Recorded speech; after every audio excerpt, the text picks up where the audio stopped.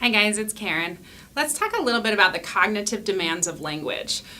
So it's really tough sometimes to be a language learner. And so I want to back up a little bit actually and talk about our brains, maybe the native speaker brain, we might say a little bit. Okay. So what we know about brains is that learning is tied to experiences we have with our senses. Okay, so when we can smell, taste, touch something, it happens when we have connections, when we make connections with something. It happens when we have prior knowledge that we can connect to. It happens when certain emotions come into play.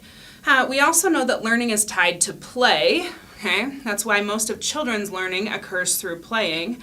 And we know that learning is tied also to positive feedback, which kind of goes with the emotion idea, that when we have a positive experience with something, our brain just gets excited and our synapses form connections much better than when we are having a negative experience. Okay? In fact, negative emotions can block the formation of memories, which is essentially learning. Okay, so we know that the brain likes those things. How do I know that? Well, there are lots of ways that I know that, but how you would know that is if I ask you to think of a really powerful memory, either positive or negative. Often there are some emotions that are attached with that, and maybe you can even remember certain smells or sounds that were going on at that same time. Okay, so this is some of our little brain synapses. Okay, you can see that they look a little different. There are actually two boxes here. There's a box A and a box B. And you can see that there are a few more connections that are formed here in box A. So when we talk about our brains making connections, it's both figurative and literal. So we are literally, physically making new pathways in our brain inside of our little synapses or in between our little synapses. Not a brain scientist. So as we are making these connections, as we're learning information, the more of those connections or emotions or trigger things that we can have as part of the learning, the better the connection actually is. You may have heard the expression fire until you wire, which means we're lighting up these little nodes long enough until we make a brand new line that goes from one, like a prior knowledge event, to our new event. It makes a new whole piece of brain. So it's both a literal and a figurative connection that we're making. Okay? So in order for people to memorize things or to learn things, we need to be making these connections in their brain. Okay, so encoding is a biological event beginning with perception through the senses. The process of laying down a memory begins with attention, regulated by the thalamus and frontal lobe, in which a memorable event causes neurons to fire, right, more frequently, making the experience more intense and increasing the likelihood that the event is encoded in memory. Okay, so in fact, the more sort of submerged we are in the event, the more likely we are that our brain is going to form those connections and we will have learned or kind of saved material there. Which, if you think back to your early days in your field, there likely were some very exciting moments that led you to be excited about that field of study that helped you get excited about learning it, and that often helped cement those memories, right? So it's easy to ask somebody like, well, how did you decide to study? And then whatever it is, if they actually chose their field of study, because they have very exciting or happy memories associated with that. Okay, so again, learning occurs when we tie it to senses or the new information to senses. We make connections, we use prior knowledge, we can use positive emotions, and play. Now, at a university, we have a little less play than would sometimes be fun, but it does exist in some of the fields of study, and the more fun and interactive you can make your classes, the more likely students are to remember the information in them. Okay, so brains are different from one another, and different brains need different approaches. So in order to help different brain types, we need to, in our classrooms, repeat things, use multiple learning styles. So I personally always have some sort of a visual backup. I personally often am also saying the things that are written down for the people who learn orally. I'm also providing some sort of experience in my class where students can get up, move around, and talk to one another. Okay, because moving around often helps cement memories. And I use crazy examples to try to help things stand out in terms of affecting their emotions or their senses. Okay, we can provide information in writing is a great backup for students. We can use university services when we feel like there's a problem, right? So a problem with someone's brain may actually need some intervention or some help with different places. So using the Center for Disability Accommodations, if a student is registered with them, it often can help them have this instructor know what to do to work with their brain type. Okay, and it's really important for us to remember that we are the experts and the students are just learning. So sometimes when I teach a class over and over and over again, I kind of wonder what's wrong with the students, that they don't get the information. And I have to remind myself that I have been practicing this information for a very, very long time. Okay, so I want to talk now a little bit about language learners. So all learners need those things to help their brains remember things, okay, to remember information, which I assume that you're wanting students to remember the information in your class for at least an assignment or a test or a project, okay? So language learners, okay, I want to look at the language learner brain. Language learners are already using more of their brain than you are. Now, if I were a brain researcher, that might not be an exactly true statement. What I really mean to say is something like their brains are working harder. They're doing more cognitively demanding tasks on their brain in terms of the percentage of the day that they spend doing cognitively demanding tasks. Okay? So if you've ever had an experience being abroad or living abroad, even when you know the language, sometimes it makes you very tired. It makes your brain hurt because it's difficult to stay in that second language when it's a newer experience for you. And so many of our international students at this university are constantly at a very high level of brain function to try to understand what it is that's going on around them. So the tasks that they're doing are very cognitively demanding and demand a lot of brain attention to do them. Okay? The other thing that happens with language learners is the place for connections is a little different. So when we talk about prior knowledge and making connections to things they already know, they don't necessarily know the same things. So when we use examples in our classroom, using examples from cartoons from our childhood may not make the same kind of connection with students who didn't grow up here or didn't see those same cartoons. Okay, sometimes the context is very different in terms of what they know as prior learning. So using lots of examples that are varied from each other can help us make those connections for students who don't come from the same background. Okay?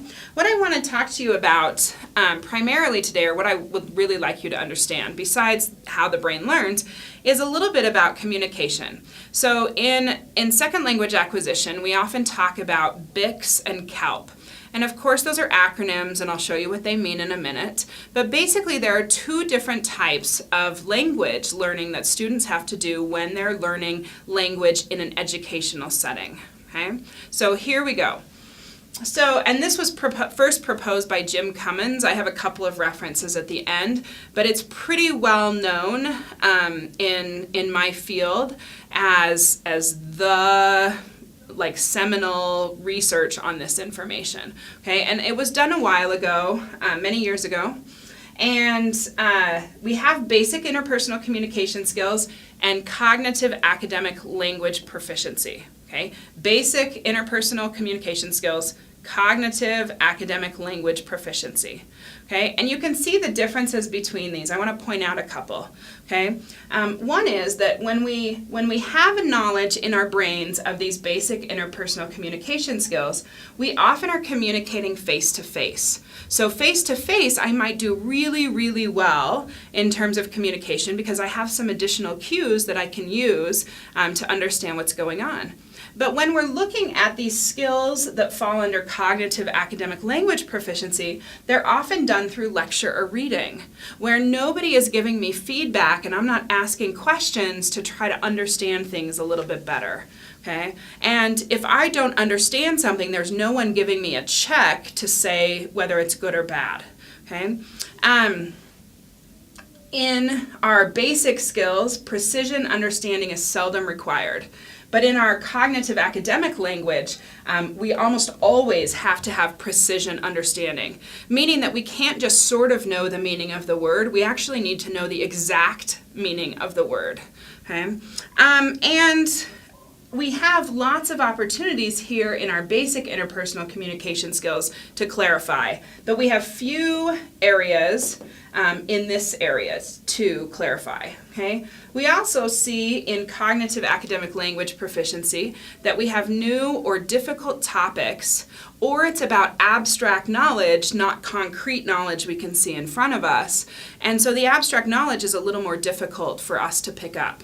Okay? Let me say that students who are English-speaking natives also have some struggle as they learn these two different types. So sometimes students get to a university and we say they're not academically prepared.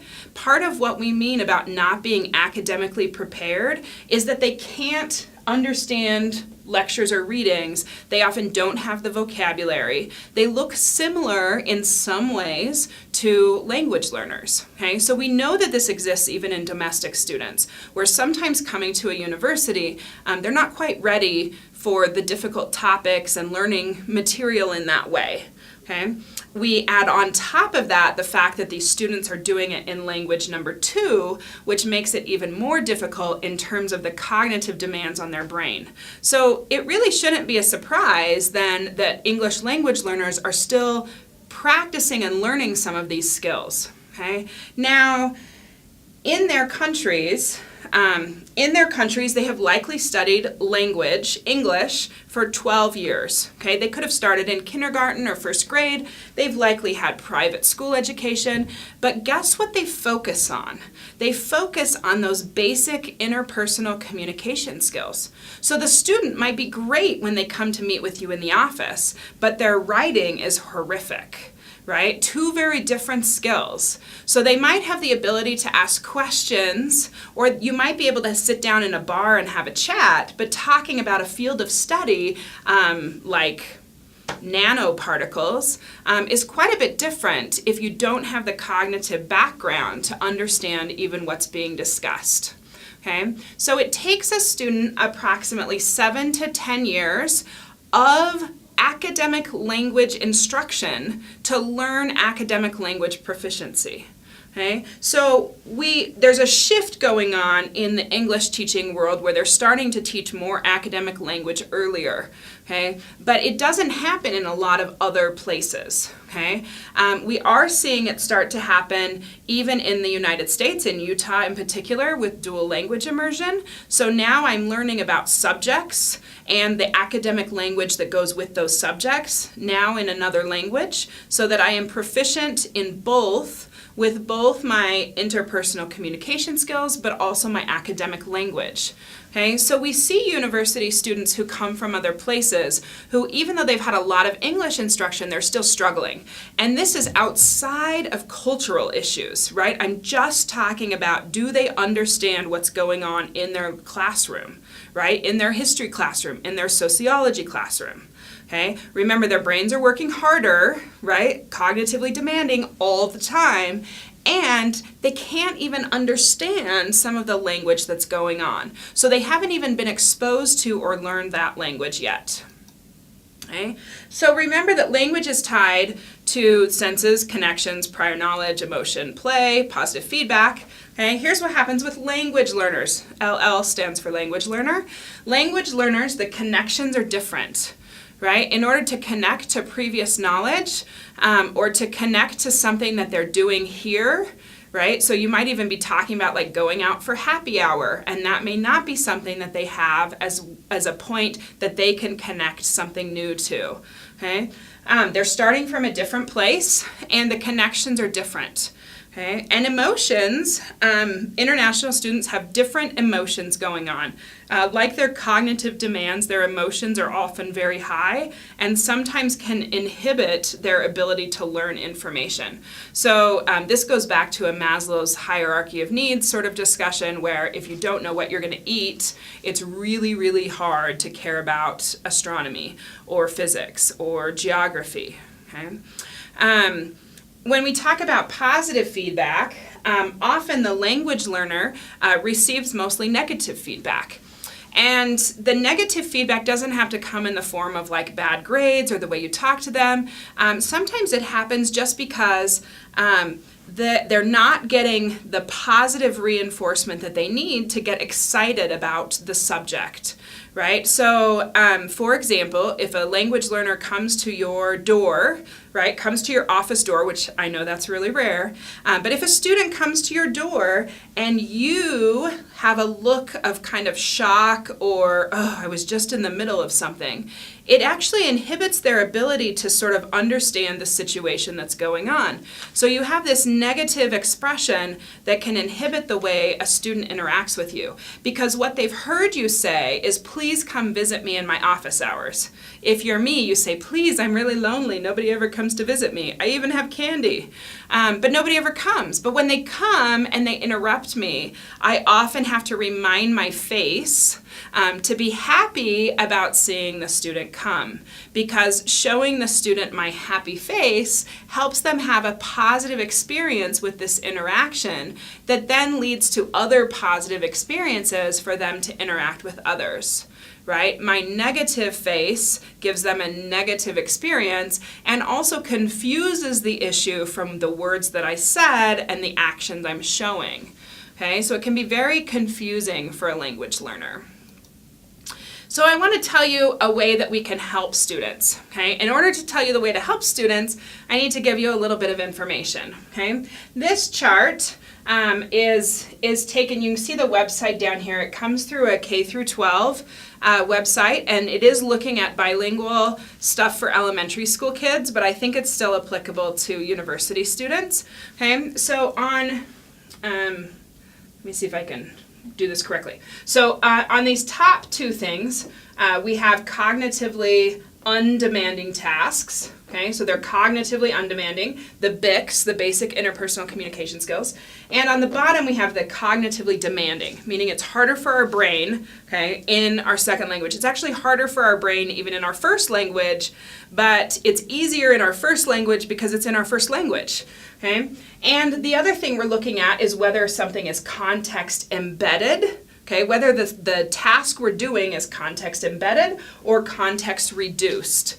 Okay, context embedded means that there's a lot of other stimulation that helps me understand something. Okay, when I jump to something like science experiments, right? Like you can explain to someone how ice melts or how different chemicals, for example, different elements burn different colors, or you can experience that for yourself and the memory is quite a bit stronger, okay, versus reading it in a book. So context embedded is the experiment, context reduced is just reading about it in a book, okay, even with a picture, it's a little bit context reduced.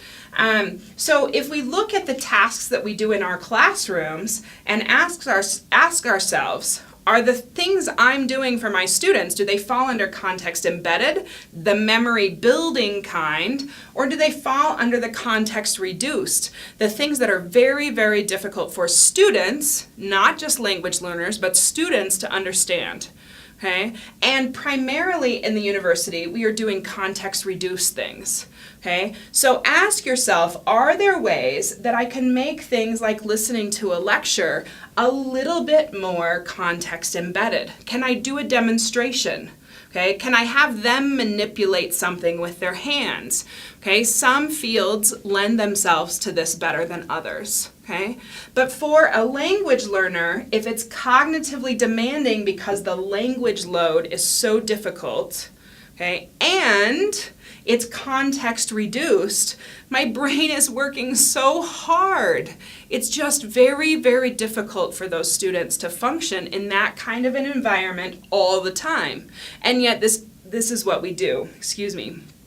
We do lectures, we do tests, we do memorization. We don't do as much of the fun stuff we used to do in high school or junior high school that got us excited about learning in the first place. Okay? And so doing this with the added pressure of trying to understand whether it's basic language or whether it's cognitively demanding language and academic words that I may never have been exposed to before, tells us how difficult the task might be.